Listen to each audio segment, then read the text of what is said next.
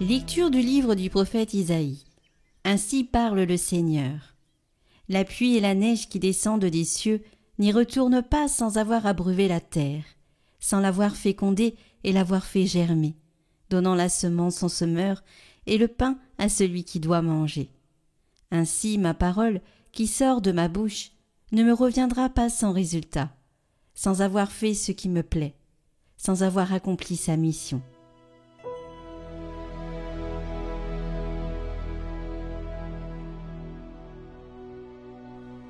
Tu visites la terre et tu l'abreuves, Seigneur.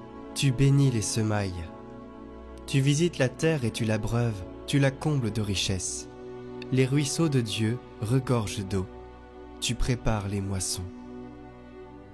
Ainsi tu prépares la terre, tu arroses les sillons, tu aplanis le sol. Tu le détrempes sous les pluies, tu bénis les semailles. Tu couronnes une année de bienfaits. Sur ton passage ruisselle l'abondance. Au désert, les pâturages ruissellent, les collines débordent d'allégresse. Les herbages se parent de troupeaux et les plaines se couvrent de blé. Tout exulte et chante.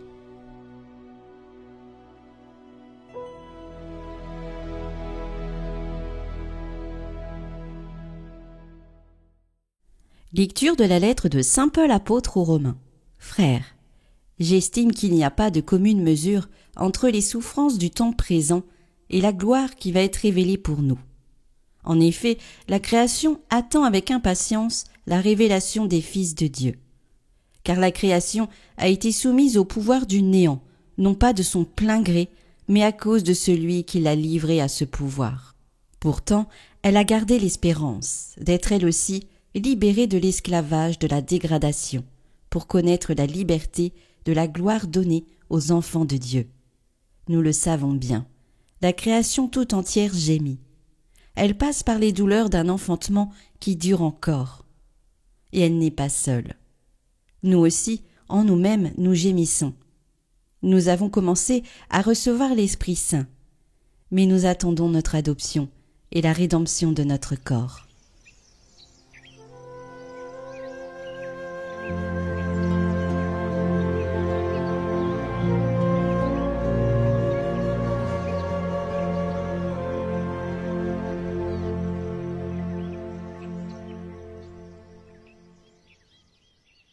Évangile de Jésus-Christ selon saint Matthieu. Ce jour-là, Jésus était sorti de la maison, et il était assis au bord de la mer. Auprès de lui se rassemblèrent des foules si grandes qu'il monta dans une barque où il s'assit. Toute la foule se tenait sur le rivage.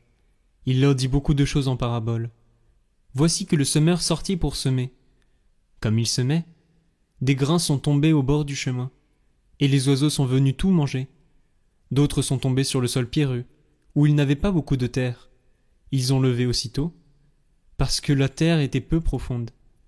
Le soleil s'étant levé, ils ont brûlé, et faute de racines, ils ont séché. D'autres sont tombés dans les ronces ont poussé et les ont étouffés. D'autres sont tombés dans la bonne terre, et ils ont donné du fruit, à raison de 100 ou 60 ou 30 pour un. Celui qui a des oreilles, qu'il entende.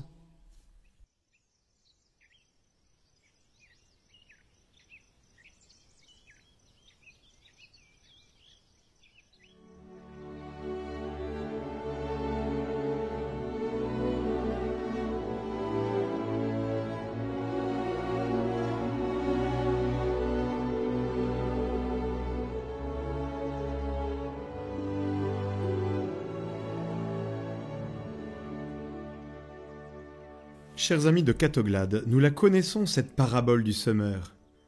Mais les paroles de l'Évangile, nous pouvons les relire sans cesse et y trouver toujours une lumière nouvelle. Dans cet Évangile de Matthieu, la parabole du semeur est la première des 7 du discours sur le royaume de Dieu. Elle parle des différentes variétés de terre où tombe la semence semée à la volée par le semeur. Il s'agit d'une grande métaphore de la prédication de la parole de Dieu au long de l'histoire.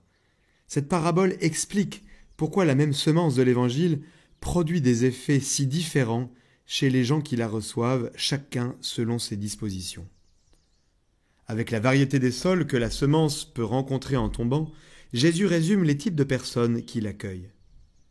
Aussi non seulement il transmet une connaissance précieuse de ce que nous sommes, mais il nous interpelle et nous pousse à examiner ce que nous pouvons faire pour que notre correspondance soit meilleure. C'est ce que le pape François nous explique. Notre cœur, comme du terreau, peut être bon. Alors la parole donne du fruit, beaucoup de fruits. Mais il peut être aussi dur, imperméable. C'est ce qui se passe quand nous écoutons la parole, mais qu'elle nous est indifférente. Elle ne nous touche pas, elle n'arrive pas à pénétrer chez nous. Voilà donc le semeur sorti pour semer. Tandis qu'il semait, des grains sont tombés sur le chemin, d'autres sur le sol pierreux, d'autres dans les ronces, d'autres enfin sur la bonne terre, et ceux-là seulement ont donné du fruit. Jésus ne s'est pas contenté de présenter la parabole, il l'a expliquée. Oui, écoutons nous aussi l'explication de la parabole du semeur. Les grains tombés sur le chemin désignent ceux qui écoutent la parole sur le royaume de Dieu, mais ne la comprennent pas. Survient le mauvais, et il emporte ce qui a été semé dans leur cœur. Le mauvais marche souvent sur cette route, et il s'emploie à empêcher que la semence germe dans le cœur des hommes. Telle est la première comparaison. La deuxième est celle du grain tombé sur le sol pierreux. Ce sol désigne les personnes qui écoutent la parole, qui l'accueillent aussitôt avec joie, mais qui n'ont pas de racines, qui sont inconstantes. Quand vient la tribulation, quand vient la persécution à cause de la parole, elles tombent aussitôt. Quelle psychologie dans cette comparaison du Christ! Nous connaissons bien en nous et autour de nous l'inconstance de personnes dépourvues des racines qui peuvent faire croire la parole. Ce terrain rocailleux est donc le cœur superficiel qui accueille le Seigneur, veut bien prier, aimer, rendre témoignage, mais ne persévère pas. Il se fatigue, il ne décolle jamais, dit toujours le pape. C'est un cœur sans profondeur, où les cailloux de la paresse l'emportent sur la bonne terre, où l'amour est inconstant et passager. Or, celui qui n'accueille le Seigneur que quand ça lui dit, ne donne pas de fruits. Le troisième cas est celui du grain tombé dans les ronces. Le Christ explique qu'il pense aux personnes qui écoutent les paroles, mais qui, à cause de leurs soucis dans ce monde et de leur attachement à la richesse, étouffent la parole qui ne donne pas de fruits. Les ronces sont donc les vices qui étouffent la présence de Dieu.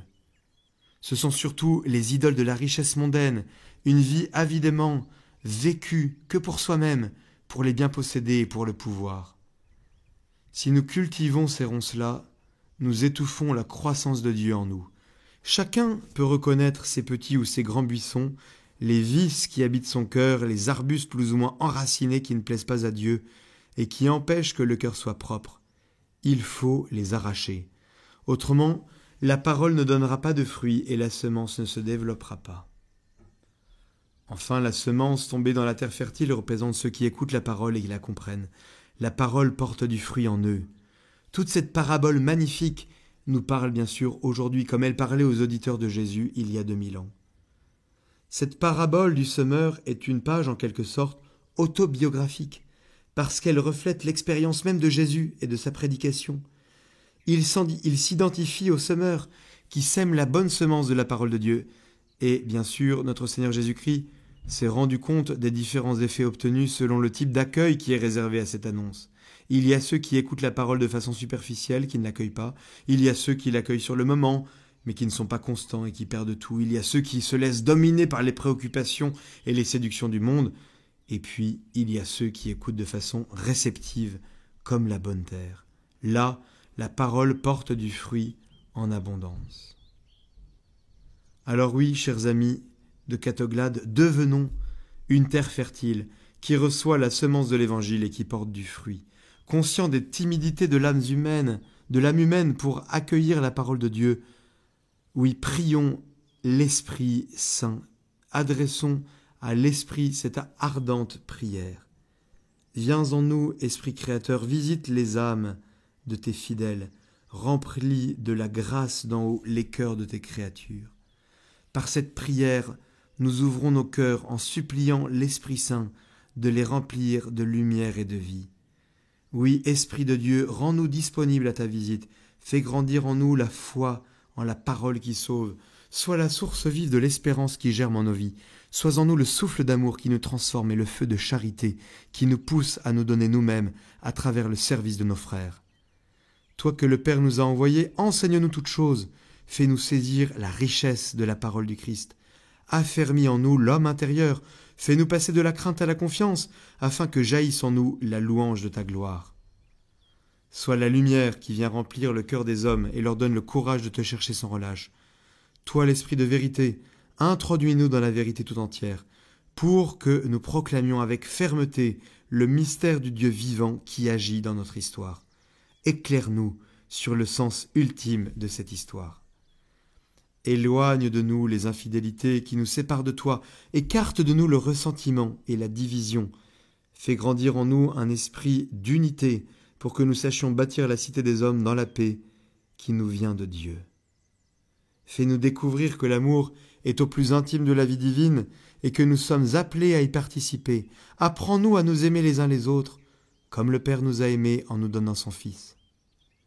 Oui, que tous les peuples te connaissent, toi, Dieu, le Père de tous les hommes, que ton Fils Jésus est venu nous révéler, toi qui nous as envoyé ton Esprit Saint pour nous communiquer les fruits de la rédemption.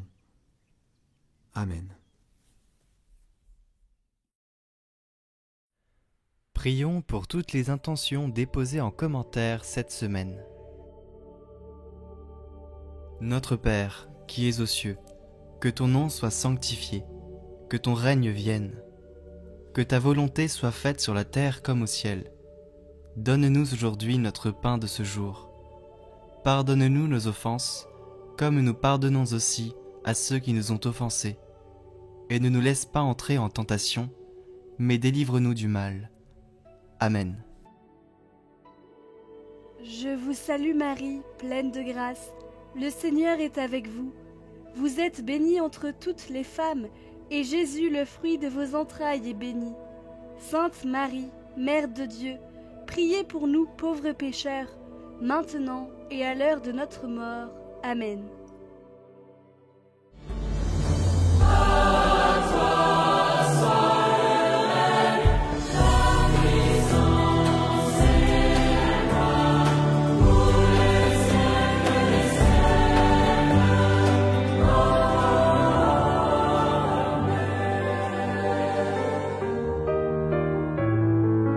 Retrouvez le chant du jour en lien en haut à droite et en description.